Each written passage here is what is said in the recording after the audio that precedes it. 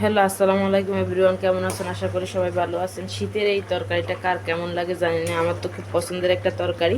রুই মাছ দিয়ে শীতকালে বেগুন, ফুলকপি, শিম, টমেটো কার কেমন লাগে জানাবেন। আশা করি সবাই সাপোর্ট করবেন, চ্যানেলটা সাবস্ক্রাইব করে দিবেন ভালো লাগলে, না লাগলে করবেন।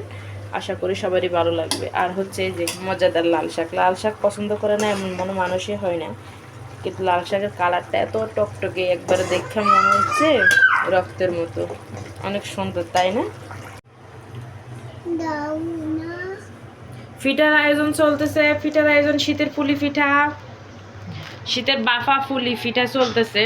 আমি জানি এই পিঠাটা খুব পছন্দ সবার, শীতকালে সবাই এই পিঠা রাস্তাঘাটে যেখানে সেখানে সবাই সব পাওয়া যায়, সবাই খান, পছন্দ করেন। আমি বাসায় তৈরি করে ফেললাম এত সুন্দর একটা সুন্দর পিঠা, দেখুন তো কার কেমন লাগে।